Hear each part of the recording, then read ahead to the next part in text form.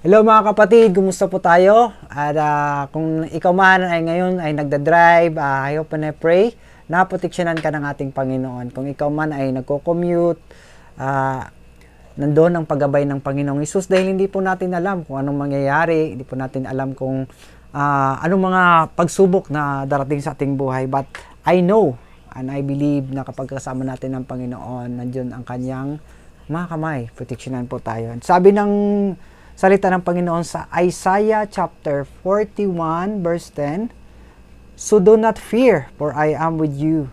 Do not be dismayed, for I am your God. I will strengthen you and help you. I will uphold you with my righteous right hand." Kapatid, ito po ang pangako ng ating Panginoon. Itong verse na to ay napakaganda po ito paghahawakan po natin.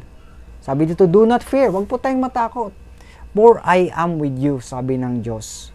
Do not be dismayed, dismaya, o ma-discourage, for I am your God. Ako ang aking Diyos. I will strengthen you, papalakasin niya tayo, and help you.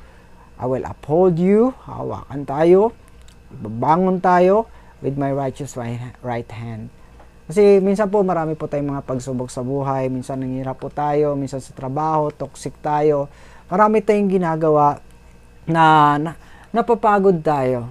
Diba? Sabi nga sa salita ng Panginoon, the spirit is willing but the body is weak. Kasi ang ating katawan, physical, talagang napapagod din tayo. Pero tandaan po natin na ang ating spiritual, pakainin din po natin ng salita ng Panginoon. Ito ay ang kanyang Biblia.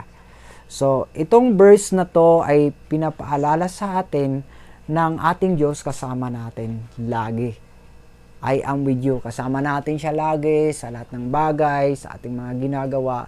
Maging sa future po natin, dapat kasama natin ang Panginoon, huwag po natin kaligtaan.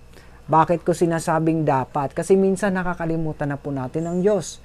Inuuna na po natin ang puro trabaho na lang, ang araw ginawang gabi, ang gabi ginawang araw. Dahil gustong yumaman, gusto dumami yung pera. Kapatid, dapat alagaan din po natin yung katawan natin. Dahil ang lahat ng ating pinagpaguran ay hindi po natin madadala yan sa kabilang buhay. So, ito ay palala sa atin na wag po tayo mag-give up sa anumang mga pagsubok sa buhay po natin. Lahat po tayo ay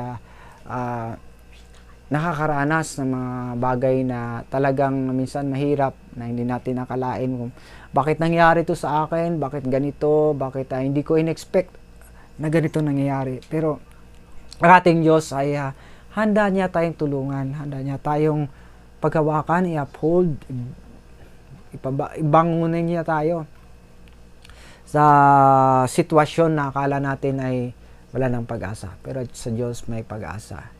Kaya I hope and I pray na ikaw ay patuloy na sumunod sa ating Panginoon at patuloy na magbulay-bulay ng kanyang salita para nandun palagi ang kanyang protection. Kaya kapatid, ikaw ay nakapagpala sa video ito, please share this video. God bless you more and more.